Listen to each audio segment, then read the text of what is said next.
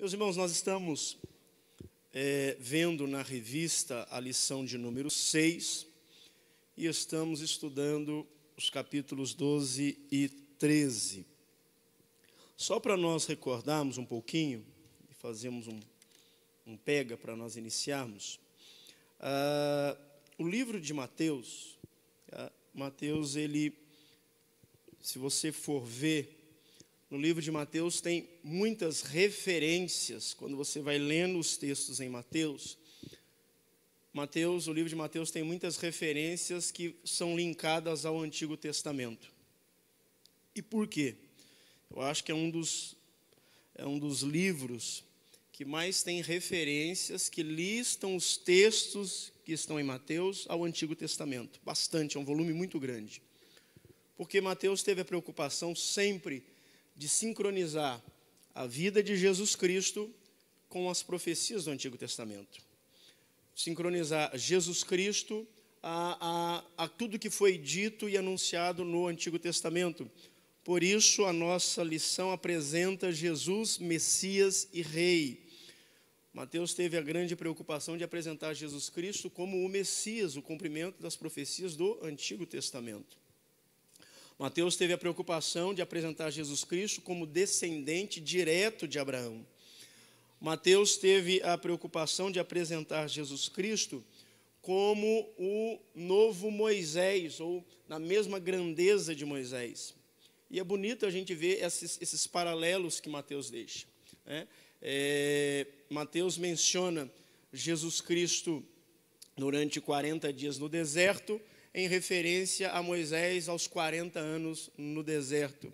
Moisés alimentou uma multidão no deserto, Jesus Cristo alimenta também uma multidão de pessoas num local deserto e ermo. Então são várias as comparações que Mateus faz relacionando ao Antigo Testamento. Moisés se levanta para libertar um povo, Jesus se levanta para libertar a humanidade da escravidão do pecado. Então, é muito bonito quando nós lemos, e se você tiver a paciência de ler Mateus e todas as referências que ele indica do Antigo Testamento, você vai ver essas muitas comparações. E no livro de Mateus, nós aprendemos na lição de número 3, capítulo 5 e 7, o livro de Mateus apresenta os 5 grandes discursos de Jesus Cristo. 5 grandes discursos que ele faz no seu ministério, e Mateus enfatiza isso.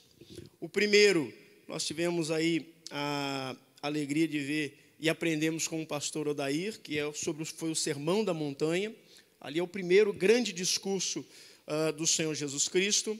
O segundo, ele veio aí nas revistas até de domingo passado, que foi a grande comissão, Jesus Cristo chamando e comissionando os seus discípulos a irem, a expulsar os demônios, a anunciar o Evangelho, o ano aceitável de salvação. Esse foi o segundo grande discurso.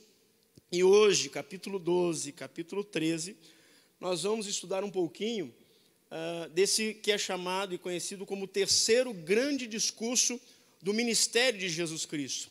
No total são 5. Mateus enfatiza 5 grandes discursos. E olha que coisa interessante. Moisés deixou os 5 livros da lei, o Pentateuco. Então, até nisso, Mateus tem o cuidado de linkar, a semelhança, a grandeza de Jesus Cristo com o Antigo Testamento nesses 5 discursos. E é o que nós vamos aprender hoje sobre as parábolas, o terceiro grande discurso que compõe o ministério terreno de Jesus Cristo. Olha que coisa interessante. Quando a Bíblia nos ensina e fala, Jesus Cristo, ele chama e comissiona os discípulos, e ele já prepara os discípulos para algumas coisas que viriam, que por incrível que pareça, por mais que Jesus dissesse, ide, anunciai as boas novas de salvação, anunciai boas notícias, Jesus Cristo prepara os discípulos para saberem, apesar de vocês anunciarem algo bom e fazer algo bom, a aceitação não será como a gente imagina. Porque quando você oferece algo bom, você imagina assim, todo mundo vai querer, todo mundo vai se alegrar com isso. Mas Jesus já prepara os seus discípulos dizendo, não vai ser bem assim. E realmente foi o que aconteceu. Quando ele vem anunciando o evangelho e preparando os discípulos, eles começam a perceber que algumas pessoas aceitam bem, recebem bem a mensagem do evangelho. Aceitam, acolhem em seu coração a mensagem. Outros ouvem e ficam meio que neutro, meio que na dúvida. Olha, não sei se é bem verdade, não sei se é tudo isso que está falando. Algumas pessoas ficam o que nós chamamos de neutra, nem uma coisa e nem outra. E por incrível que pareça, tem um terceiro grupo. Um grupo que olha assim, escuta tudo, mas reprova, aponta, não, isso aí não é certo, isso está errado. Então, no ministério de Jesus Cristo, e por isso a lição apresenta aqui as oposições e as parábolas. Porque quando Jesus Cristo vem no seu ministério, ele vem curando, ele vem libertando, ele vem operando maravilhas. Algumas pessoas ficam neutras. Algumas pessoas, não sei, eu estou meio na dúvida. E outras, por incrível que pareça, até apontam erro, apontam defeitos. Tinha pessoas que olhavam para Jesus Cristo e diziam, esse camarada é um charlatão, ele é um impostor. Ainda mais quando Jesus Cristo dizia, eu sou o Messias, eu sou o cumprimento das profecias. Aí que os escribas e os fariseus enlouqueciam. Falaram, não pode, não, esse homem está errado, como é que ele pode dizer que ele é filho de Deus? Nós conhecemos a família dele, nós sabemos de onde é que ele veio, sabemos onde ele nasceu, que negócio é esse, que é filho de Deus? As pessoas então começam a oposição. Mesmo ele demonstrando os seus sinais, mesmo ele operando maravilhas, tem pessoas que recebem bem. Que coisa interessante. Tem pessoas que é indiferente. E tem outros que, infelizmente, iriam se opor ferozmente ao ministério de Jesus Cristo. E Jesus Cristo estava preparando os discípulos para isso. E, de uma certa forma, prepara a nossa vida também, irmãos. Para nós sabermos que nem sempre, por mais boa intenção que nós tenhamos de anunciar o evangelho, as pessoas serão recíprocas. Eu acho que o pastor João citou aqui domingo passado, no evangelismo, que a pessoa falou assim, posso orar pela sua casa, eu queria ministrar uma bênção sobre a tua vida, sobre a tua família. A pessoa diz, não, hoje não, obrigado, hoje eu não quero. Amigo, eu não estou te vendendo nada, eu não estou querendo que você compre nada, eu estou querendo te abençoar. Você quer ser abençoado? É como a pessoa assim, não quero ser abençoado. Qual de nós, irmão? Se uma pessoa falar, eu queria abençoar você, você recebe? Opa, só se for agora, pode me abençoar eu. Para bênção, estou sempre à disposição, estou sempre recíproco. Eu quero uma palavra de vitória para a sua vida, opa, recebo, pode deixar aqui, não tem problema. Para tudo, eu interrompo tudo para receber. Mas, pasmem, algumas pessoas ficavam ressentidas. Não, eu não quero. Não, eu não gosto disso aí, eu não quero receber. E Jesus Cristo, ele vem explicando isso para os discípulos. E aí começa, então, onde nós entramos na revista, no tópico 1, que fala sobre a oposição e a família de Jesus Cristo. Em Mateus, capítulo de número 12, são narrados duas controvérsias entre Jesus e os fariseus. A primeira, ela cita, quando os discípulos, eles estão com fome, e nós vemos isso aí, capítulo 12, versículo de número 1, Jesus está com os seus discípulos, e num determinado local eles passam numa seara, num campo, e eles começam a colher algumas espigas. E a Bíblia declara que é um sábado. E eles estão colhendo aquelas espigas para comer, para se alimentar, para questão de fome, para matar a sua fome. Aí alguns escribas e fariseus vendo aquilo, olha como é que às vezes o problema da distorção, como é que a interpretação errada e maliciosa. Os fariseus e os escribas vendo a atitude dos discípulos, eles chegam até Jesus Cristo condenando, falam, olha, o que seus discípulos estão fazendo? Eles estão colhendo em dia de sábado, eles estão trabalhando em dia de sábado, eles estão quebrando a lei. E Jesus Cristo, eu creio que olha para aqueles fariseus e fala, o que vocês não estão entendendo? Quem é que está colhendo aqui? Quem é que está trabalhando aqui? Aqui o que está vendo é uma questão de fome, é uma necessidade momentânea. Ninguém está fazendo colheita nenhuma. O texto é explícito. Os discípulos estavam colhendo para se alimentar, para matar a fome. E é interessante que na própria Bíblia fala sobre a lei dos rabiscos, que a pessoa tinha um direito, passando pela seara, olha, você tem um direito de colher. Não é para levar, não é para vender, é para comer, para se alimentar. E era isso que os discípulos estavam fazendo, mas olha a distorção dos fariseus e dos escribas olhando. Seus discípulos estão trabalhando em pleno sábado. Você quebra a lei do sábado, você insulta a lei de Moisés juntamente com seus discípulos. Você falou assim, eu não estou entendendo, onde é que vocês tiraram isso? É mais ou menos quando nós deparamos com algumas situações, irmãos, que a gente fala, às vezes, algumas coisas ao público, e eu não sei porquê, Rodolfo, as pessoas interpretam totalmente errado. Às vezes é um gesto que a gente faz diante de pessoas, de um público, diante da nossa família, e eu não sei que dimensão isso toma, totalmente distorcida e contrária de um propósito.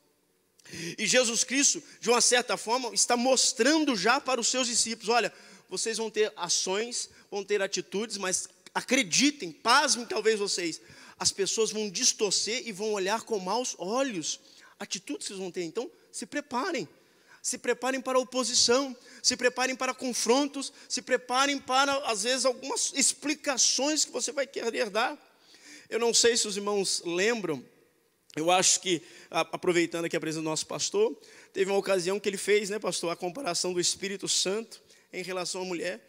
Eu não sei de onde, eu fui vendo também, acompanhando, eu não sei de onde as pessoas interpretaram um negócio, tiraram uma distorção e foi ganhando uma dimensão. Eu falei, gente, eu não sei o que vocês não entenderam da mensagem que foi tão clara, uma comparação tão bela e bonita. Mas às vezes isso acontece com o mundo pecaminoso, um mundo raivoso. E a Bíblia descreve aqui que essa foi a primeira. A segunda foi num episódio onde, numa sinagoga, está um homem enfermo. E Jesus Cristo chama aquele homem, versículo de número 13 do capítulo 12, chama aquele homem e cura a vida daquele homem. Os religiosos daquela época olharam aquilo e falaram assim, como é que você pode fazer isso? Você não pode fazer isso, hoje é sábado, está vendo? Você quebra a lei, você insulta a lei. Os apontadores. E é interessante às vezes, irmãos, que na vida, e eu acho que você talvez já se deparou com isso, aprenda o seguinte, se você fizer, vão falar porque você fez. Se você não fizer, vão falar porque você não fez. Se você fizer, tomar a frente, vão dizer, ó, porque você quer tomar a frente de tudo. Se você não tomar a frente, vão dizer, tá vendo? Ele é apático, ele não se importa com nada, ele é indiferente. Então, assim, é difícil. Sempre vai ser difícil, irmão. Eu acho interessante um texto, a qual a Bíblia diz que assim, ó, quem olha para o tempo nunca semeará. E eu quero fazer aqui uma outra comparação, dizendo assim, ó, se você der crédito aos comentários, você nunca vai fazer nada. Se você ficar dando crédito a todos os comentários que falam, a tudo que dizem, a tudo que comentam sobre você, você literalmente vai ficar amordaçado, parado, estagnado pelos muitos comentários. E é bonito que Jesus Cristo está literalmente preparando os seus discípulos para isso. Gente, não pense que por isso há oposição. E aí então quando Jesus Cristo opera aquele milagre, e é sábado, vem então os religiosos e os homens e apontam, Senhor, o Senhor faz assim, o Senhor age dessa forma, o Senhor trabalha dessa maneira, isso está errado. Como é que você pode fazer isso, você quebra a lei? Jesus Cristo então ele pega e diz assim, faz uma pergunta. Deixa eu fazer uma pergunta para vocês então, já que é assim. Qual dentre vós, se porventura uma de vossas ovelhas ou de vossas crias cair num buraco, ou ir por um atoleiro, e ficar lá, você não vai desprender todo o esforço necessário e trabalho necessário para lá tirar e resgatar aquele seu animal, aquela sua cria? Você não vai fazer isso? Jesus ele coloca agora um questionamento para os homens. Olha, se isso acontecer, quando isso acontece, vocês não gastam toda uma energia, não, vamos lá para tirar, vamos lá para socorrer, não pode, ela caiu, tadinha, coitadinha. E isso me faz lembrar, e eu vou aqui ser bem claro no meu parecer, irmão, eu jamais serei favorável, lógico, jamais serei favorável a maus tratos a animais. Então eu quero até deixar aqui bem explícito, jamais serei favorável a maus tratos de animais. Mas a questão, desde os tempos de Jesus Cristo, tem hora que se valoriza mais animais do que seres humanos. E é isso que Jesus Cristo está apontando aqui nesse texto. Qual dentre vós, se o animal cair no buraco, não corre lá para socorrê-lo, para lá ajudá-lo, para lá ampará-lo? Porventura, Não poderia o Filho do Homem também socorrer e amparar um homem, uma imagem e semelhança de Deus? Não tem mais valor, não tem mais necessidade de apreço, de cuidados, de socorro, de assistência? Jesus então confronta isso.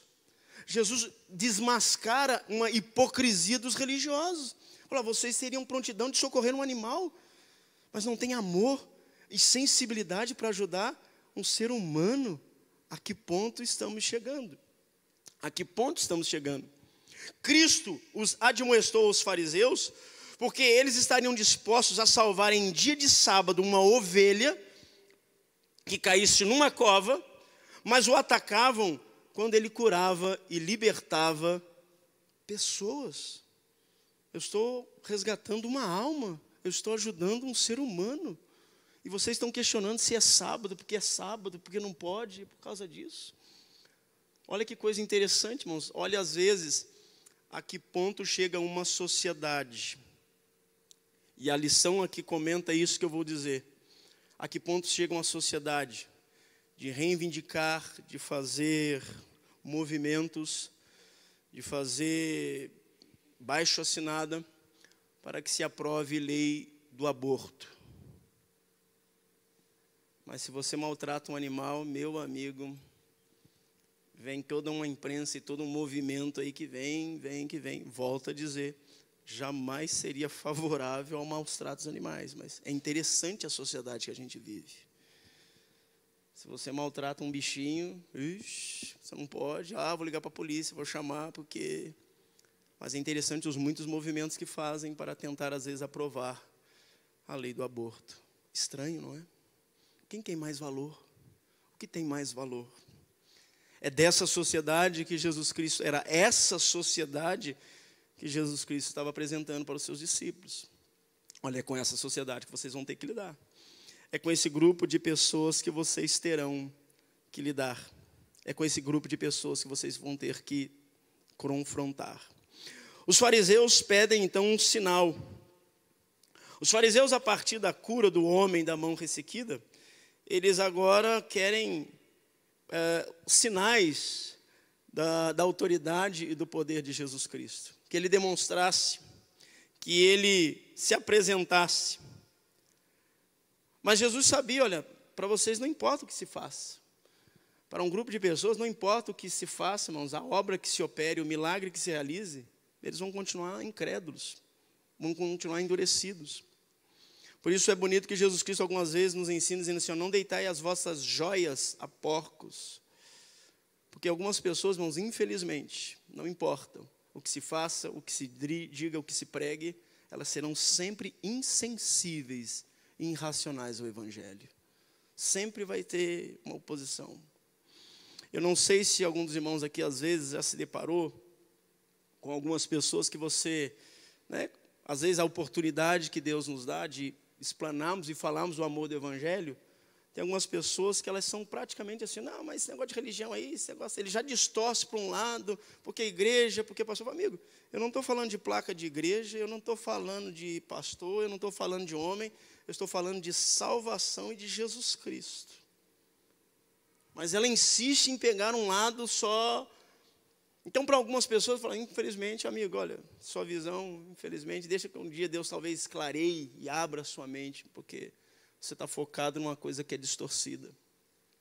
Jesus Cristo, como eu disse, irmãos, ele prepara os discípulos, porque quando ele vem passando pela terra no seu ministério, ele fala com pessoas, irmãos, que abre o coração e faz banquete, ao exemplo de Zaqueu.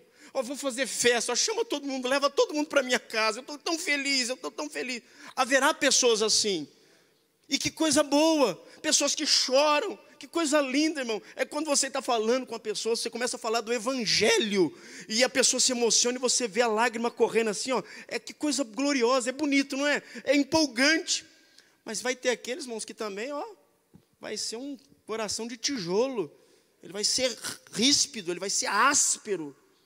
E nós precisamos entender que haverá isso. Mas para quê?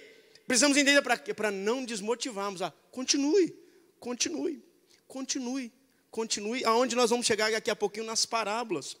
E talvez, quando você agora, a partir do momento que você ler as parábolas, você vai entender que quando Jesus Cristo conta e fala sobre as parábolas, irmãos, na verdade, as parábolas são uma comparação de tudo, na verdade, que Jesus Cristo está vivendo com os seus discípulos e no seu ministério terreno. As parábolas são uma comparação. Na verdade, é Jesus Cristo exemplificando o que eles estão vivendo. Ele está mais ou menos ilustrando tudo o que eles já haviam passado, tudo que já vinham correndo com cada um deles. Os fariseus, eles pedem um sinal, olha, faz um sinal. Pastor, por que Jesus Cristo nunca fez um sinal? Não fez algo grandioso? Porque ele sabia, não adianta. Não importa o que se faça, não importa o que se diga, eles sempre serão arredios, eles sempre vão ter contra, eles sempre vão ter uma opinião, eles sempre vão ter um pensamento distorcido. Ele afirmou que por toda a palavra frívola dita pelos homens, eles terão que prestar conta diante de Deus. E isso é interessante, irmãos. Jesus nos faz um alerta que às vezes algumas pessoas fazem alguns comentários. E eu sempre afirmo que a igreja é a coisa mais linda que existe sobre a face da terra, a igreja do Senhor Jesus Cristo. A igreja ela é pura, a igreja ela é santa, a igreja ela é imaculada. E não há nada e nem ninguém que possa impedir de ela ser arrebatada. Nada. Mas às vezes as pessoas confundem algumas coisas. As pessoas começam às vezes a denegrir a imagem da igreja. A igreja é a coisa mais linda, irmão. Eu acho que eu já disse aqui outras vezes que de tudo que tem nessa terra, irmãos, Deus não faz questão nenhuma, sabia? De tudo que tem nessa terra, Deus não faz questão nenhuma. Das riquezas, dos palácios, dos bens, dos pertences, Deus não faz questão nenhuma. Só tem uma coisa nessa terra que Deus faz questão do quê? Da sua igreja. Dessa Ele não abre mão. Fica tudo por aí, mas a minha igreja, esta é minha. Olha que coisa bonita, ele sendo o criador de tudo, falou, eu abro mão, entrego para os homens, pode ficar para os homens, o domínio, o governo, pode ficar, mas tem uma coisa que eu não abro mão e jamais entregarei aos homens, o quê? A minha igreja, ela é a minha noiva, esta é minha, e bendito seja Deus que Ele prometeu que um dia há de vir nos buscar, tamanha a riqueza da igreja. E agora Jesus afirma, olha, de toda a palavra, por isso tomem cuidado. Jesus, ele aqui ele faz um alerta, tomem cuidado. Às vezes as pessoas muito falam, eu falei, mas não vai ter consequência. Jesus diz assim, ó, de toda a palavra frívola, das mais talvez insignificantes que um homem possa dizer. As pessoas, se elas parassem para pensar de algumas coisas que elas falam, que o mundo aí fala, das piadinhas, das anedotas que falam sobre a igreja, sobre Deus, sobre os homens de Deus, se elas entendessem esse texto, olha, toma cuidado. Porque de toda palavra frívola, ou inconsequente, ou irresponsável com o homem disser, saiba que Deus vai prestar conta. Daquela brincadeirinha, daquela piadinha de mau gosto, Deus está vendo. Tem consequências. Vamos avante? Falando sobre a família de Jesus Cristo. Nesse texto, da casa vazia e a família de Jesus Cristo, nós vemos uma coisa interessante. Jesus ele dá uma grande revelação no mundo espiritual, irmãos. Mateus capítulo 12, verso 48. É bonito que, por vezes, irmãos, nós precisamos ter, e por isso a leitura da Bíblia, ela precisa ser feita de forma paciente, sem pressa, porque em alguns momentos, irmãos, grandes lições e grandes revelações vão estar diante de nossos olhos, mas por causa da nossa pressa em ler, em absorver o texto, nós não aprendemos a riqueza do texto. Eu não sei se os irmãos já repararam, em Mateus capítulo 12, irmãos, versículo de número 43, Jesus ele fala uma estratégia, irmãos. Olha que coisa interessante. Jesus descreve e desvenda uma estratégia, pastor Rodolfo, que o diabo usa. É interessante, irmãos, que na vida secular, sempre que há um confronto de adversários, de uma equipe, todo mundo quer saber qual que vai ser a estratégia do jogo, qual que vai ser a estratégia do time, qual é a estratégia de sucesso daquela empresa, qual é a estratégia, qual é o segredo. E olha que coisa bonita. Em Mateus capítulo 12, versículo 43, Jesus revela uma estratégia que o adversário usa. E às vezes nós não atentamos para isso. Mateus 12, 43. E ele diz assim: quando um espírito imundo sai de um homem, ele anda por lugares áridos procurando repouso, porém não encontra. Isso é Jesus Cristo dando revelação do mundo espiritual. Ele está dizendo o que acontece, o que ocorre. Por isso, ele diz: voltarei para minha casa, de onde saí. E tendo voltado, a encontra vazia, porém varrida e ornamentada, organizada. Então ele vai, leva consigo outros 7 espíritos piores do que ele, e entrando habitam ali. E o último estado daquele homem se torna pior do que o primeiro. Só nesse texto aqui, irmãos, nós ficaríamos a escola dominical inteira estudando, interpretando e entendendo algumas coisas que acontecem entre os homens. A gente conseguiria entender. Quando a gente olha assim e fala: meu Deus, como é que pode? Como é que a pessoa chega a esse ponto? Como é que a pessoa chega a esse nível? Como é que a pessoa cai tanto? Estratégia do mundo espiritual, se a gente só olhasse para aqui. Como é que, meu Deus, eu não acredito, como é que a pessoa pode fazer isso? Como é que um homem pode fazer isso? Como é que um filho pode fazer isso? Como é que um pai pode fazer isso? Jesus revela por que pode fazer isso. Pela condição, pela situação. Essa semana eu estava dizendo aqui, irmãos, e a gente não pode nunca se esquecer de algo. Não importa o quanto tempo passe, não importa quantos anos se passem, o diabo nunca vai brincar de ser diabo. E ele nunca vai tirar férias. Ele nunca vai cansar de fazer o mal e de prejudicar pessoas, e de abraçar pessoas, e de querer devorar pessoas. Nunca, nunca. Às vezes a gente tem uma certa ilusão de falar: acho que o diabo tirou umas férias, ele parou de descansar, ele parou de atuar, ele parou de intervir. E aqui está o mundo espiritual dizendo: olha, ele até sai, ele anda meio perdido, perambulando, mas fala: vou lá de novo, vou tentar lá de novo. É por isso que a cada dia, irmãos, você possa se despertar, a cada semana, a cada mês, e apresentar: Senhor, tem misericórdia da minha casa, Senhor, guarda a minha casa, Senhor, guarda a minha família, guarda meus filhos. Domingo passado nós vimos aqui uma bênção dos nossos pastores, abençoando o que? Nossos filhos, irmãos, que coisa linda. Senhor, tem misericórdia dos nossos filhos, Senhor, livra eles, Senhor, guarda eles, Senhor, guarda eles, Senhor, guarda eles. Por quê? Porque Jesus revelou aqui, ó: se o maligno encontrar a casa vazia, ele não vai pensar 2 vezes. Ele não vai pensar 2 vezes. Eu não sei se eu volto para ela. Não, está vazia? Opa, estou aqui, é eu mesmo. Encontrou vazia, dispersa? É eu mesmo, quero. Só que a questão é, ele não vem sozinho, vem sempre acompanhado. E aí é onde Jesus diz que o segundo estado é pior do que o primeiro. Isso aqui é uma revelação, de vitória para as nossas vidas contra o nosso adversário. Sabe, irmão, vamos estar sempre alerta, sempre em cuidado, sempre guardando, sempre mantendo cheio os nossos corações. Se encha da presença de Deus, irmão. Não deixe a sua vida vazia. Não deixe a sua vida vazia. Esteja sempre: Senhor, Senhor, continua, Senhor. Continua dentro do meu coração, Senhor. Continua na minha casa, Senhor. Continua, Senhor, na minha vida, Senhor. Guardando, protegendo, Senhor, e cuidando.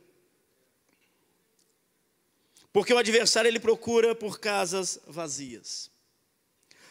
Seguindo, falando sobre a família de Jesus Cristo, eu queria te convidar, irmãos, para você abrir a sua Bíblia em livro de Marcos, capítulo de número 3, versículo de número 21.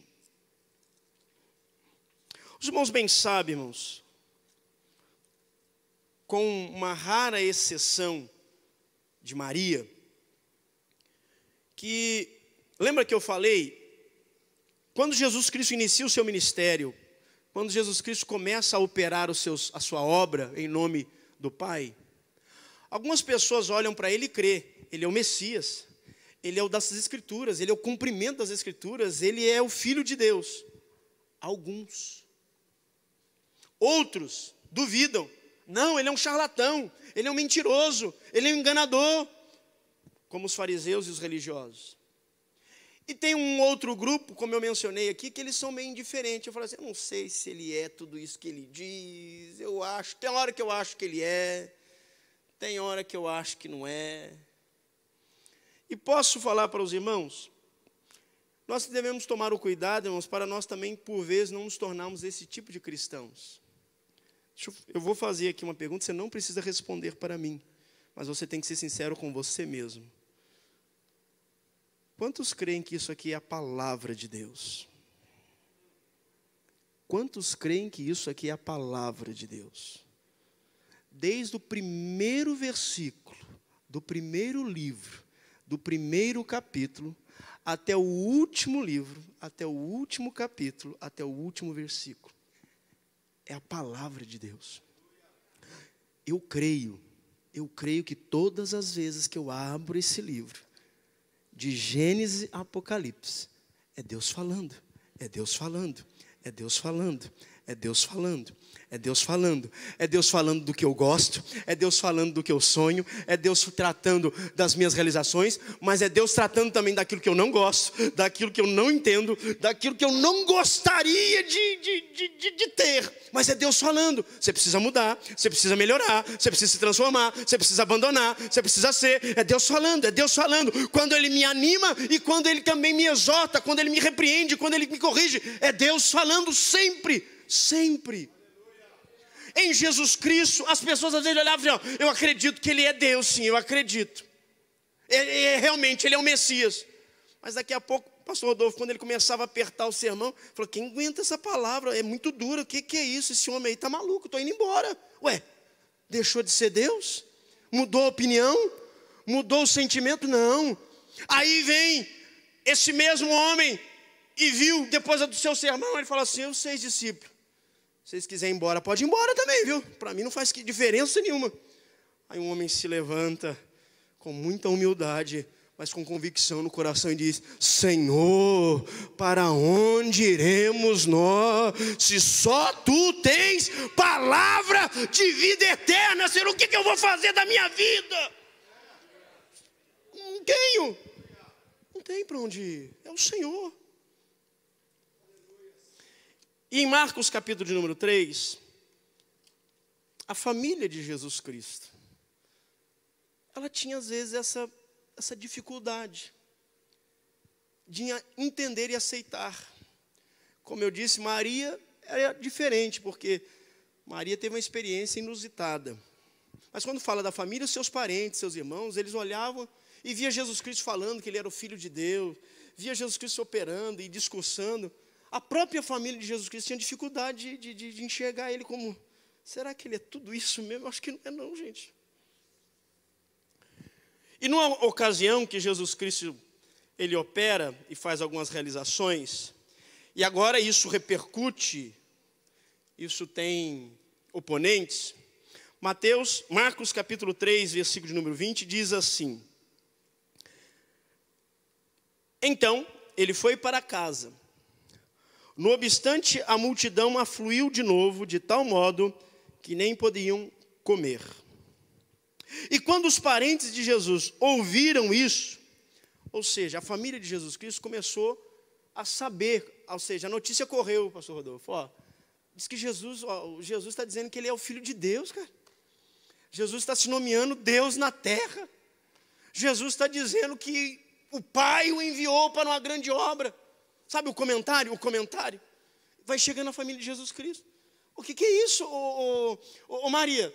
Seu filho surtou, a gente conhece ele. Que negócio é esse? Ele achando que ele é mais do que todo mundo. A família se abala. A família fica, meu Deus do céu, olha as pessoas, olha o comentário. Ai, que vergonha, meu Deus do céu, olha que constrangimento. Está todo mundo dizendo. Lembra do que eu falei? Se você às vezes der crédito ao que os outros falam, irmão, você vai ficar em situações difíceis. A família, ouvindo isso, saíram para o prender, porque diziam, está fora do juízo. Está aí, ó. Está aí. Nós vamos ter que fazer alguma coisa. Eu acredito que os irmãos de Jesus Cristo chegaram na mãe dele, em Maria, e falaram, mãe, a gente tem que fazer alguma coisa. Jesus, ele surtou, tadinho, ele caducou, tem que ir lá Nós vamos ter que, não pode, mas olha que vergonha, olha a vergonha que nós estamos passando, olha a vergonha, ai que vergonha. Volta a usar aqui as palavras do nosso pastor. Vergonha, irmão? Vergonha não é apontar e dizer assim, ó, estou com Cristo e não abro, estou com Ele e não abro mão. Vergonha é viver uma vida inteira sem Ele. Isso é vergonhoso. Vergonha de quê? De falar que Ele continua sendo maravilhoso, que Ele é bom, que Ele é eterno, que Ele é excelso? Jamais. Vergonha é negligenciar essa declaração. E agora a família está com vergonha, olha o que ele está fazendo. Vamos prendê-lo, vamos amarrá-lo. Porque diziam, perdeu o juízo, está fora de si. Surtou, ele enlouqueceu. Daí, quando nós lemos o capítulo, seguimos para Mateus capítulo 12, e nós vemos aquela situação que ele está numa casa, e as pessoas falam assim, Senhor, sua mãe e seus irmãos estão aí fora e querem falar contigo. Se você ler o texto, você vai entender por que Jesus Cristo falou assim, vou parar tudo, deixa eu atender minha mãe. Não vou não, a intenção deles é má para comigo. Eles queriam prender e amarrar ele, Rodolfo, eu não vou atender eles não. Por isso que Jesus disse, quem que é a minha mãe? Quem são meus irmãos? Se você ler o texto, aí você vai compreender. Lendo agora Marcos, fazendo essa comparação, você vai entender que a família vai até Jesus Cristo com a intenção de prender ele, de amarrar ele. Foi por isso que Jesus disse, olha, quando as pessoas falam, sua mãe e seus irmãos querem falar contigo, Senhor. Jesus Cristo não vou dar atenção para esse pessoal não, eles estão com má intenção comigo. Eles seguram, de uma certa forma, Jesus Cristo praticamente ignora a sua família e continua. Eu vou continuar o que eu tenho que fazer. E por isso Jesus aponta e fala, quem que é a minha família? Minha mãe e meus irmãos são todos aqueles que fazem a vontade do meu Pai. Ou seja, que conseguiram enxergar e ver a obra que eu vim realizar sobre a face da terra. Que conseguiram entender e creram naquele que me enviou. Não que ficam oscilando. Agora eu acredito, agora eu não acredito mais. Agora eu creio, agora eu não creio. Agora eu confio, agora eu estou meio desconfiado. Agora eu vou. Não, agora eu não vou mais não passo atrás. Por isso Jesus Cristo, ele esclarece, olha, todo aquele que quer vir após mim, primeiro, aprenda a negar-se a si mesmo. São decisões e atitudes. Decisões e atitudes. E aí nós então entramos no capítulo de número 13, versículo de número 1, a parábola do semeador. E é interessante que nós precisamos decorrer de tudo isso para nós entendermos por que Jesus Cristo então agora começa a falar por parábolas. Na verdade, irmão, Jesus Cristo nas parábolas descreve tudo o que ele vem vivenciando até aqui. Sabia disso? No capítulo de número 13, Jesus Cristo ele narra tudo o que ele vem experimentando, passando, vivendo, lidando até ali. Com oposições, confronto, negação, aceitação, reconhecimento, mas também objeção, calúnia, difamação. E aí ele começa no capítulo 13, começa exatamente, pastor João, com a parábola do semeador. Olha que coisa interessante, não foi à toa, Rodolfo, que ele inicia literalmente com a parábola do semeador. Porque se você agora que a gente sabe todo o contexto até chegar ao capítulo 13, a gente entende por que ele inicia com a parábola do semeador. Porque ele diz assim, o semeador saiu a semear. E à medida que ele semeou, uma parte da semente caiu em terra, chão batido. Chão batido. E então vieram as aves dos céus e comeram da semente. Jesus, na parábola do semeador, irmão, ele exemplifica exatamente isso, o perfil e o caráter da humanidade. Ele está dizendo, olha, no reino dos céus e no evangelho, vai ter gente que você vai pregar, e ele nem tchum.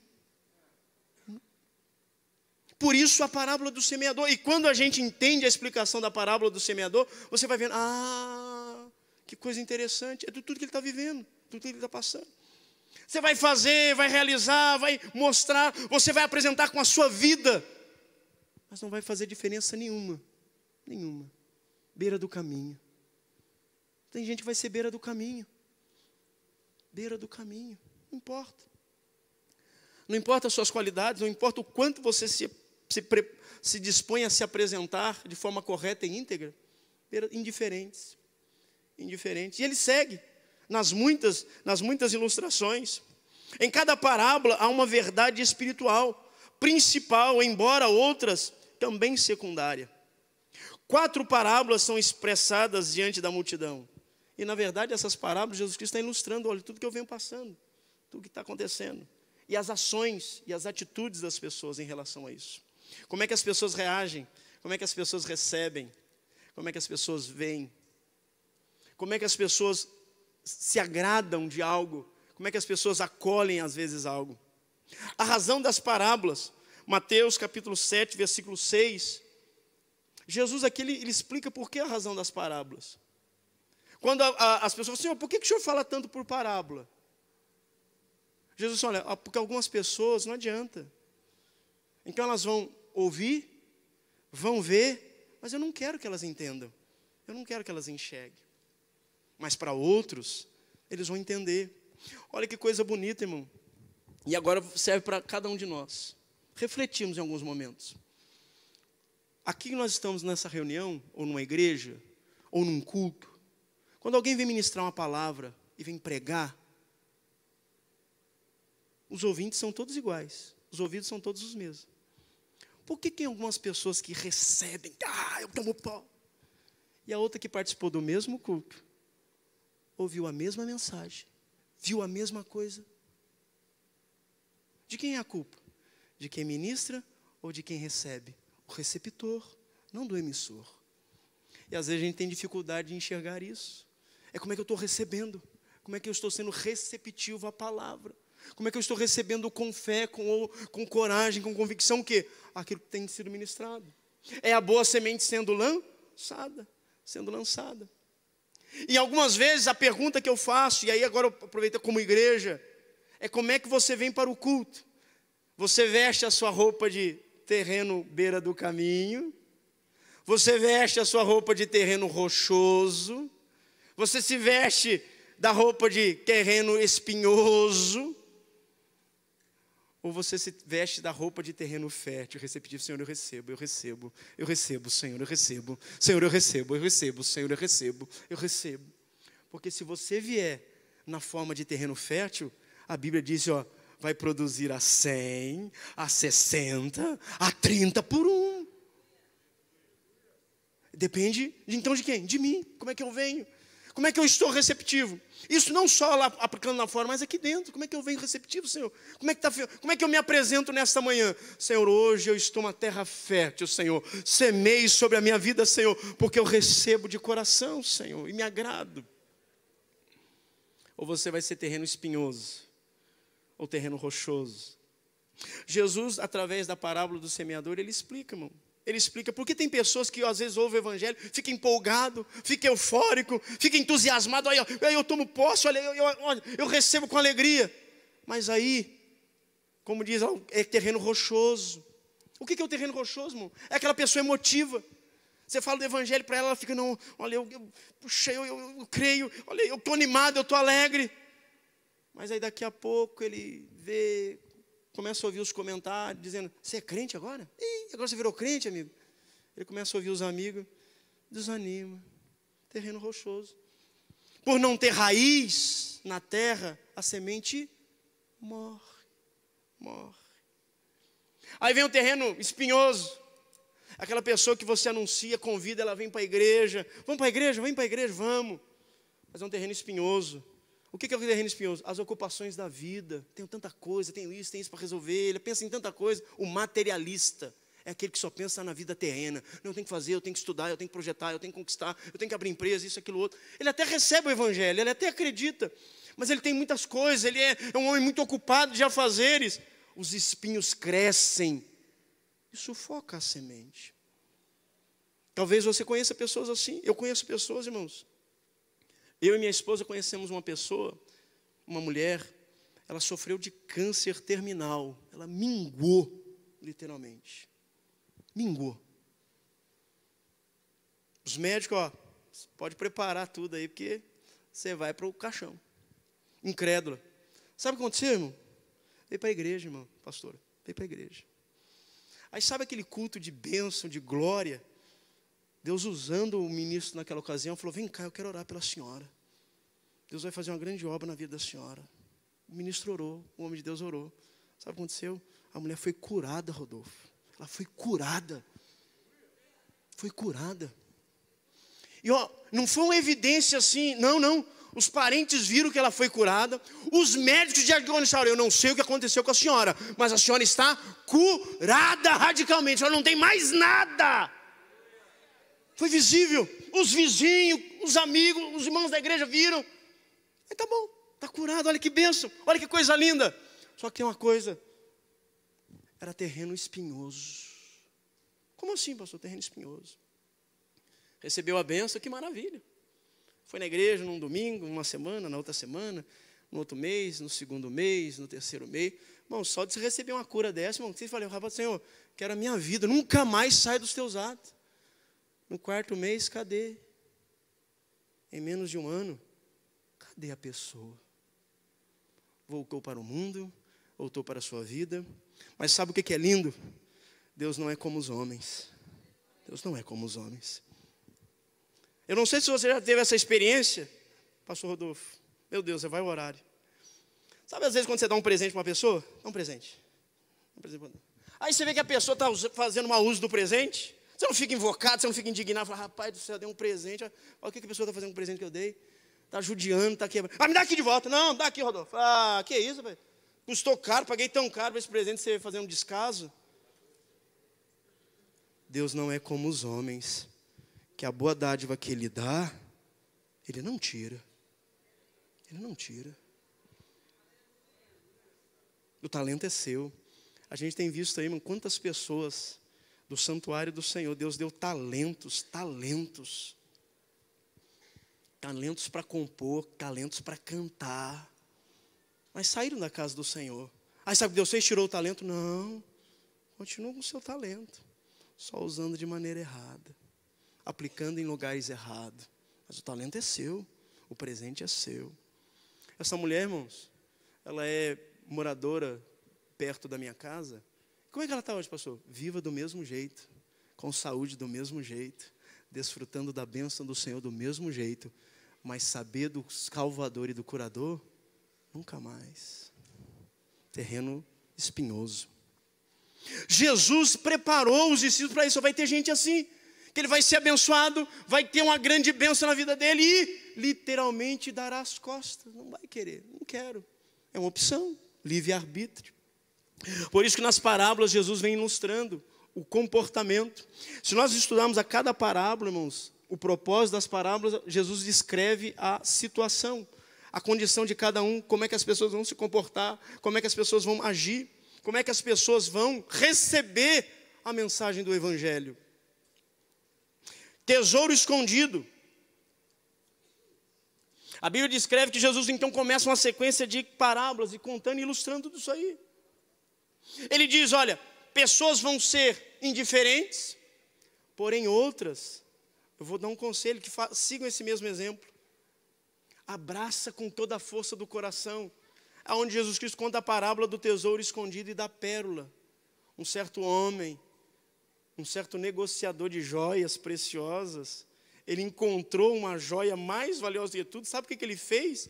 Jesus estava narrando essas pessoas que abandonaram tudo, pelo quê? Encontrei a Jesus, eu abro mão de tudo, Senhor, eu renuncio a tudo, Senhor. Olha, nada é mais importante, porque eu achei ao Salvador. A pérola, abre mão de tudo, renuncia a tudo, vende tudo, pelo prazer de ter aquele bem. Jesus Cristo nos motiva a mim e a você, a nós temos essa atitude, que por algumas vezes, olha, irmão, abra mão de tudo e abrace a essa grandeza. Deus, irmãos, nos proporcionou algo grandioso, você tem algo grandioso, que acredite, vale a pena renunciar tudo e a todos, por causa disso que você tem recebido. A rede das coisas novas e o caminho para terminar nesta manhã. Tesouros bons, os bons tesouros e coisas novas e coisas velhas. Jesus nos ensina, irmãos, que o reino dos céus, a mensagem do Evangelho e a igreja também, é como uma rede. como uma rede lançada no mar da vida, na multidão. Por isso a igreja é algo tão bonito, irmãos. A igreja ela tem todo o seu perfil de pessoas, tipos de pessoas.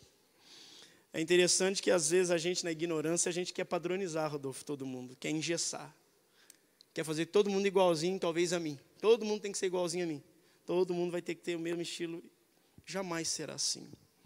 A igreja, ela é repleta. E por isso a gente precisa aprender a congregar e aceitar pessoas das mais diferentes categorias. Sabendo, olha, foram alcançadas pela misericórdia do Senhor. Deus vai trabalhar, Deus vai agir, Deus vai libertar, Deus vai transformar, Deus vai modificar. É uma rede a qual atrai muitos peixes. O evangelho é assim. Tem gente, né, tem os seus segmentos, irmãos. Eu aprendi assim, irmãos, eu aprendi a ser aceitável, irmão. Deus abençoe, Deus abençoe, Deus abençoe. Porque de uma certa forma a gente gostaria que todo mundo fosse igual a mim. Meu jeito de servir a Deus, o meu jeito de adorar a Deus, mas não é assim, irmão. Não é assim. Você já parou para pensar como é que vai ser no céu, irmãos? Como é que vai ser no céu? A grande diversidade de pessoas e de jeitos e de criaturas e de seres espirituais que tem no céu. Ou os irmãos acham que no céu é todo mundo igualzinho, irmão. Acho que Deus pegou uma copiadora, está todo mundo igual, é todo mundo igual. Não, não. Diferente. E a gente precisa aprender a lidar com as diferenças, principalmente como igreja. E daí, extrair tesouros novos e tesouros antigos, saber aplicar.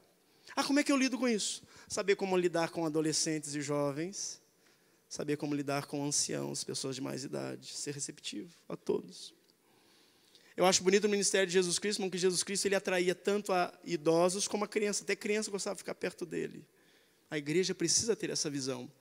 Eu não sei se os irmãos estão visto aí o empenho do nosso pastor em abrir a nossa igreja para quê? Olha, é para surdo-mudo, é para crianças com necessidades especiais, porque o reino dos céus é para todos, são almas importantes, a gente precisa abraçar todos eles, tem que agregar. Olha, é a rede sendo lançada, olha, vem, vamos agregar, porque o reino dos céus tem sido proclamado e tem sido um ano aceitável de salvação. Você crê nisso, irmãos? Eu creio. Que Deus possa te usar, irmãos. Que Deus possa continuar abençoando a sua vida como um ministro dispenseiro das boas novas do Senhor. Que você saiba e entenda, olha, vai ter oposição? Vai ter comentário? Vai ter, enfim, tantas coisas, vai. Mas sabe também o que vai ter? Vai ter salvação. Vai ter libertação também. Vai ter aprovação também. Não vai ser somente queixas e apontamentos e críticas, mas vai ter também resultados promissor. E é nisso que nós precisamos focar, nos resultados. Foi isso que Jesus Cristo focou, no resultado. Qual resultado? Até na cruz do Calvário, até pendurado. Está todo mundo debochando, está todo mundo escarnecendo. Mas eu creio que Jesus Cristo está focado, vai ter resultado, vai ter resultado. Tem gente zombando, desce daí, se tu és filho de Deus, salva-te a ti mesmo. Vai ter resultado, espera um pouquinho que vai ter resultado. Qual o resultado? De repente um que está do lado dele, Rodolfo, diz assim: Senhor, lembra-te de mim. Você já viu a expressão do ladrão, irmãos? Eu acho linda a expressão do ladrão, pastor Rodolfo e pastores. O ladrão não pediu por salvação. O ladrão não pediu por redenção. Se você ler o texto, ele não pede, olha, perdoa os meus pecados, perdoa tudo que eu fiz. Não. Ó, salva a minha vida. Não. Sabe o que o ladrão pede, irmãos? Uma lembrança, Rodolfo, uma lembrança. Senhor, quando o Senhor estiver no teu reino, se o Senhor puder lembrar de mim. Resultado, apesar do deboche, apesar do escárnio, apesar dos confrontos, o resultado. Qual o resultado? Hoje mesmo estarás comigo no paraíso. Aleluia. Ele não pediu salvação, ele pediu uma lembrança. Quando o Senhor estiver lá, se o Senhor puder lembrar de mim. Não vou só lembrar, eu vou te levar para lá. Aleluia. Louvado seja o nome do Senhor. Curve a sua cabeça e eu quero orar por você. Deus bendito e maravilhoso, eu te agradeço, Senhor. Te agradeço por tudo que o Senhor tem nos feito compreender e entender, Senhor. Obrigado, Senhor, pela vida, Senhor, da tua igreja, dos teus filhos, dos teus servos, Senhor. Ajuda-nos, ó Deus, a continuarmos nessa tão bela missão que o Senhor nos concedeu, Senhor, de propagarmos o teu evangelho. Nos dá sabedoria, Senhor, nos dá maturidade, equilíbrio, Senhor, para nós sermos prontos a socorrermos, Senhor, a socorrermos. Senhor, nesta grande obra, Senhor, que o Senhor tem realizado nesta casa, Senhor. Senhor, em toda a ministração que o Senhor tem nos dado, a cada palavra, Senhor, nos transformando, nos preparando, Senhor, para um grande mover de salvação, Senhor. Que o Senhor há de usar esta igreja, este povo, Senhor. Nos capacita, nos faz entender, nos ensina a lidar com as diferenças, Senhor. Nos qualifica, Pai, para que a cada dia, aplicados na Tua palavra, revestidos do Teu poder, Senhor, nós saibamos, Senhor, avançarmos, Senhor.